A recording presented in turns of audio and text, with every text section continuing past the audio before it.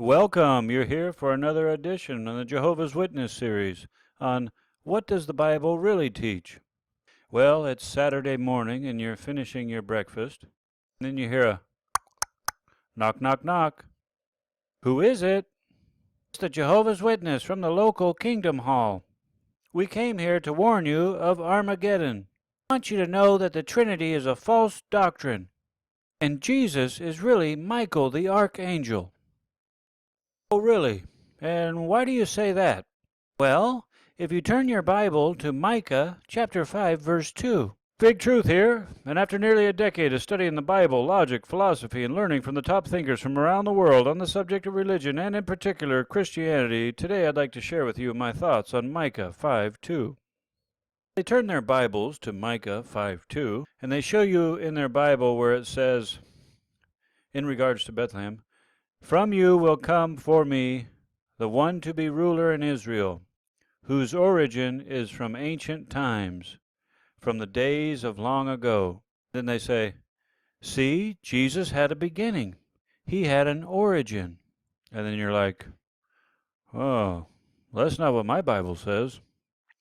But I don't want to get into an argument about who has the correct translation right now. But then you ask them, well, what do you think the main point of the passage is?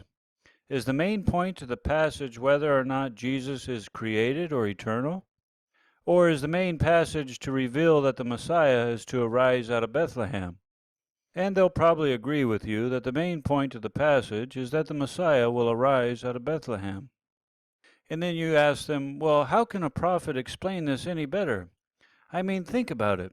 For instance, imagine a prophet writes a letter to a village 10 miles away. And the prophet writes that the Messiah will come from Bethlehem, but the Messiah is not really from Bethlehem. And the people in the village write back, what do you mean? We don't understand. The Messiah is from Bethlehem, but he's not really from Bethlehem. Then where is he? Is he from Africa? Is he from China? Just tell us, where's he from? So the prophet writes back and says the Messiah is from the past. And the villagers write, the past? What do you mean the past? So the prophet says he's from way back in the past, from long ago, from ancient days. And the villagers get it, and they say, oh, okay, kind of like time travel. The prophet responds, yes, in a way, yes. Okay, now flash forward to the year 2020. Jehovah's Witness get a hold of these letters and say, see, we told you so. Jesus is a created being. The prophet says so himself. The prophet says the Messiah is from the past. The prophet does not say the Messiah is eternal. Oh, wow. Okay. You try to explain it to him. You tell them that you can be from somewhere, you can come from somewhere, you can originate from somewhere, without actually beginning to exist in time at that place. The Jehovah's Witness is thinking, wow, this guy really needs help. He needs to talk to our elders. So he goes and gets the elders. So the elders come, and you try to explain it to the elders. You say, imagine a person who was born in Little Rock, Arkansas, and lives there until he's 18 years old. Eager to move out of his parents' house, this person moves to Dallas, Texas. He starts a family, is successful in a career, and lives there for 30 years before he gets into politics at the age of 48. The person runs for mayor, then runs for governor, and so on, and eventually gets into Congress. During a news interview, the reporter asks him, where are you from? The congressman says, I'm from Dallas. The interview continues, and the reporter asks the congressman, where were you born? And the congressman says, I was born in Little Rock, Arkansas. So the reporter says, oh, okay, so you're really from Arkansas. And the congressman says, well, yes, at one point in time I was from Arkansas. He goes on to say, but I was actually conceived in Tennessee.